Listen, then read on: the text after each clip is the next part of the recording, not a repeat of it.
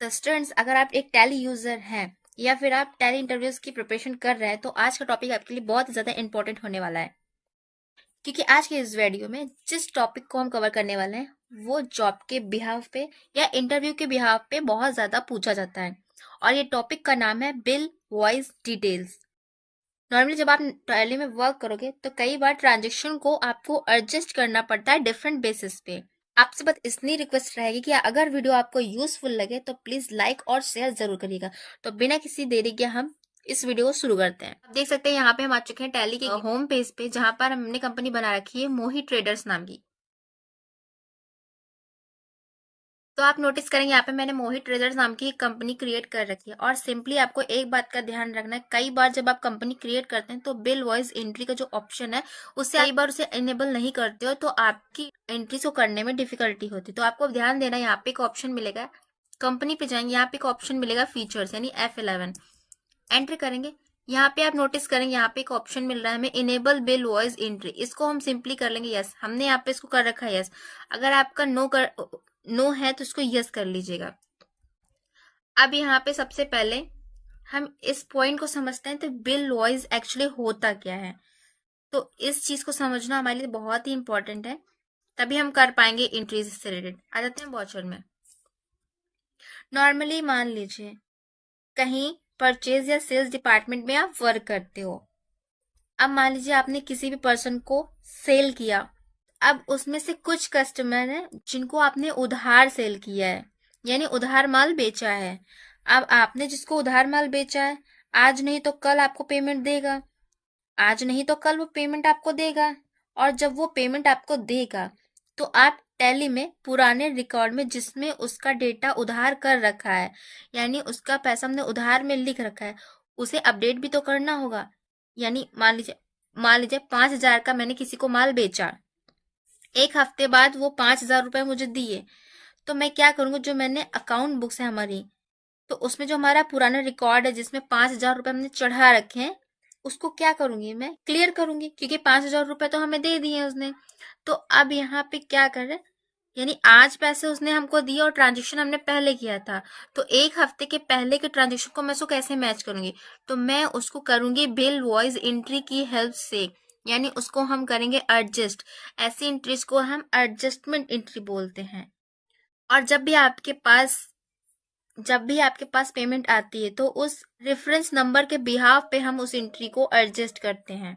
यानी जैसे आपने आज उधार माल बेचा, एक हफ्ते बाद पार्टी ने हमें पेमेंट दे दिया, तो आप क्या करोगे, उस रेफरेंस के बिहाफ पे उस पेमेंट को क्लियर करोगे। तो वही चीजें हम यहाँ पे प्रैक्टिकली करेंगे, तब चीजें आपको क्लियर होंगी। तो सबसे पहले इस पॉइंट को समझते हैं हमें करना क्या। मान लीजिए हमने किसी से माल खरीदा है, हमने उससे माल खरीदा है उधार, यानी उधार सामान हमने खरीदा। तो सबसे पहले हम क्या करेंगे यहाँ पे परचेज बाउचर में, और परचेज बाउचर में आने के बाद जो भी सप्लायर है उसका एक इनवॉइस नंबर होगा। मान लीजिए हमने 152 डाल लिया, ठीक है, एंटर किया। यहाँ पे एंटर के जो भी डेट आपको डालनी डाल लीजिए, ठीक है, एंटर करते हैं। इसके बाद आपसे पूछ रहा है पार्टी नेम, तो पार्टी अकाउंट नेम हम अर्ड सी कर लेंगे, यानी जिससे हमने सामान खरीदा है वो क्या है, क्रेडिटर है, तो हमने उसका नाम दे दिया। मान लीजिए हम नाम दे देते हैं राहुल, ठीक है, एंटर करते हैं और अंडर डाल देंगे sundry creditor, sundry creditor, enter करते हैं।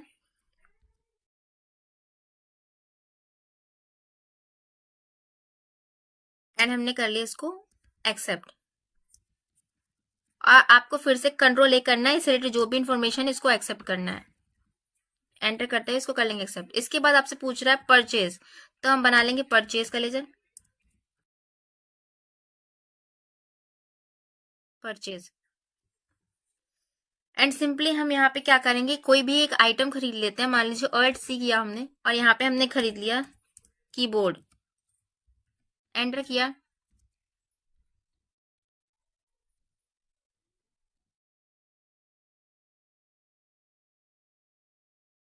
मान लीजिए हमने यहाँ पे क्वांटिटी दी है 200, क्वांटिटी हमने 2,000 दी और रेट दे दिया हमने 150। एंटर करते हैं, 3 लाख का हमने माल खरीदा। जैसे ही एंटर करेंगे यहाँ पे आपके सामने एक डायलॉग बॉक्स ओपन होके आएगा जहाँ पे लिखा है बिल वॉइस डिटेल। अब देखिए जैसे ही मैंने एंटर किया मेथड ऑफ एडजस्टमेंट, यहाँ पे डायलॉग बॉक्स आ रहा है आपके सामने, मेथड ऑफ एडजस्टमेंट, यानी ये आपसे बोला जिससे आपने माल उधार लिया है, ये बोला जिससे आपने माल उधार माल खरीदा उसको आपको कोई रेफरेंस देना ताकि आपको जो अकाउंट्स क्लियर करने वो रेफरेंस नंबर के अकॉर्डिंग कर सकें।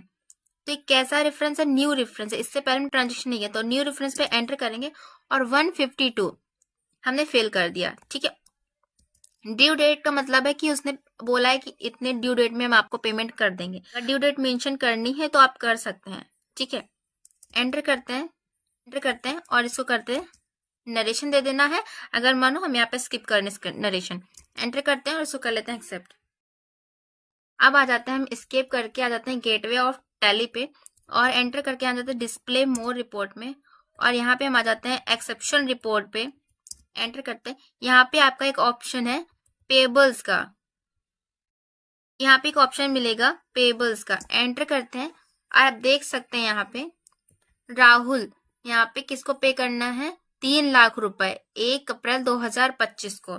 ठीक है, अब देखिए यहाँ पे क्या है, मान लीजिए 1 हफ्ते पहले हमने इसे परचेस किया, 1 हफ्ते का टाइम बीत चुका है, अब मुझे पेमेंट करना है, तो हम क्या करेंगे?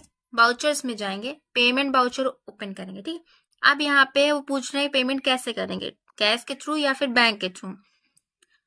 ठीक है, तो सबसे पहले हम यहाँ पे पार्टी को लेंगे सेलेक्ट कर, यहाँ पे राहुल को हम सेलेक्ट कर लेंगे, एंटर करेंगे। अमाउंट आपके सामने आ रहा है, यहाँ पे हम 3 लाख रुपए मेंशन करेंगे, एंटर करेंगे और यहाँ पे जैसे ही हम एंटर करेंगे तुरंत आपके सामने बिल वॉइस डिटेल्स का डायलॉग बॉक्स ओपन हो जाएगा जहाँ पे लिखा है मेथड ऑफ एडजस्टमेंट।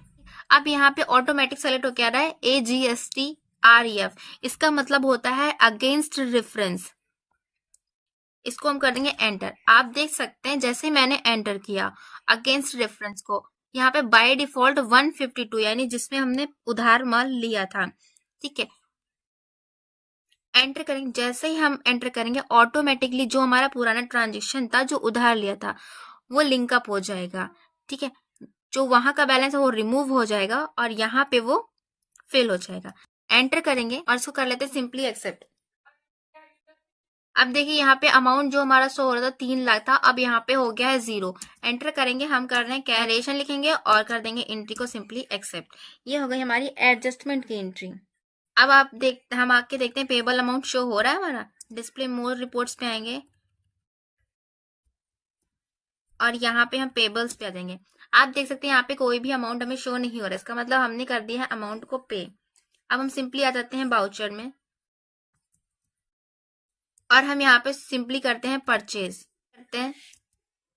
मान लीजिए इनवॉइस नंबर हमने दिया, एंटर करते हैं और हमने यहाँ पे दोबारा से राहुल को सेलेक्ट किया। ठीक है, एंटर करते हैं,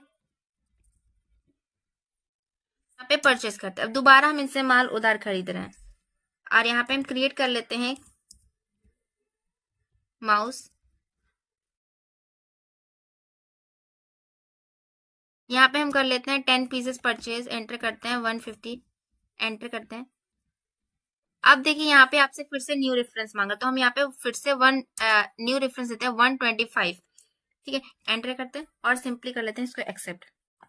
ठीक है, अब दोबारा से आप आ जाएंगे डिस्प्ले मोर रिपोर्ट पे, एक्सेप्शन रिपोर्ट पे आएंगे, एंटर करेंगे। अब यहाँ पे एक नया बिल हमें शो होगा, देखिए 12,000 का, क्योंकि हमने पुराना वाला बिल क्लियर कर दिया था। ठीक है, अब यहाँ पे एक पॉइंट को समझना, मैं यहाँ आती हूँ बाउचर पे। ठीक है, मैं यहाँ पे कहना चाहती हूँ कि मैं आपको थोड़े से पैसे यहाँ पे दे रही हूँ, बाकी के पैसे मैं आपको बाद में देती हूँ। ठीक है, मान लीजिए मैंने 12,000 के मैंने 10,000 रुपये अभी देना है।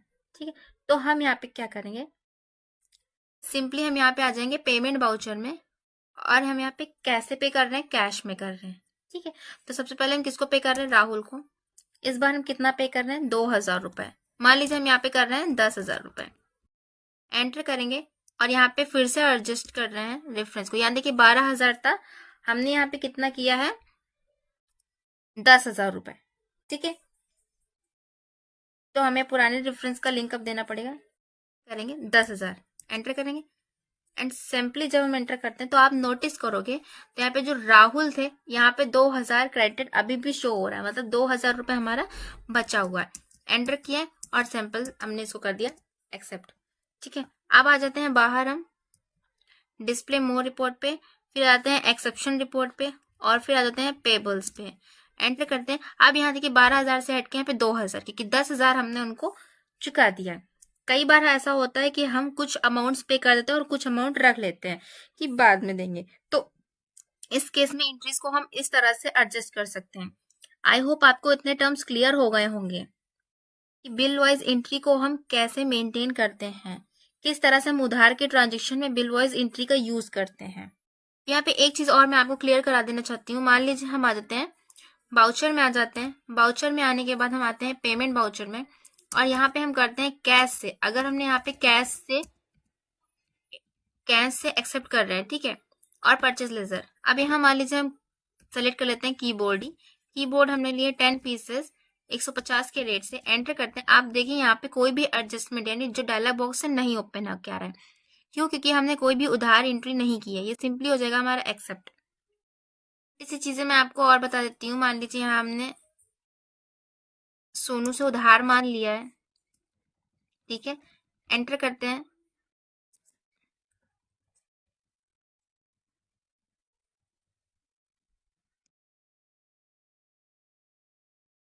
अब आप देख सकते हैं इसमें हमें 4 ऑप्शन मिलते हैं, ठीक है, 4 ऑप्शन मिलते हैं। तो आज के इस ट्यूटोरियल में हमने सीखा है अगेंस्ट रेफरेंस और न्यू रेफरेंस को समझा है। जब भी आप उधार माल खरीदोगे या उधार माल बेचोगे तो आपको किस में करनी है? न्यू रेफरेंस में। और जब वही माल हमें, जब उसी का पेमेंट हमें रिसीव होता है या फिर हम पे करते हैं, तब हम उस एंट्री में एडजस्टमेंट रेफरेंस डालते हैं, यानी एडजस्ट रेफरेंस डालते हैं। यहाँ पे 2 टर्म्स हमारे क्लियर है, यानी एडजस्टमेंट और रेफरेंस, ये दोनों हमारे क्लियर हो गए। और हमारे 2 बचे हैं, एडवांस और ऑन अकाउंट। ये हम क्लियर करेंगे नेक्स्ट वीडियो में। हम इस वीडियो में भी कवर कर सकते थे, लेकिन ये वीडियो बहुत ही ज्यादा लंबा हो जाएगा। आपके लिए इन डिटेल क्लियर होना जरूरी है। मैं चाहूँ तो इसको 10 मिनट में भी क्लियर कर सकती थी, बट मैं चाहती थी डिटेल्स में आपको सारी चीजें बताई जाए। आई होप आपको इतनी चीजें क्लियर हो गई होंगी। आशा करती हूँ तो जो टर्म्स मैंने क्लियर कराए ये सारे टर्म्स आपको क्लियर हो गए होंगे। अगर आप एक्साइटेड हो तो कमेंट सेक्शन में जरूर बताइए कि आप नेक्स्ट वीडियो देखना चाहते हैं, तो एक कमेंट इसके लिए जरूर करिएगा। इस वीडियो में हम उन दोनों टॉपिक्स को क्लियर करेंगे। मिलते हैं नेक्स्ट वीडियो में, तब तक के लिए राधे राधे।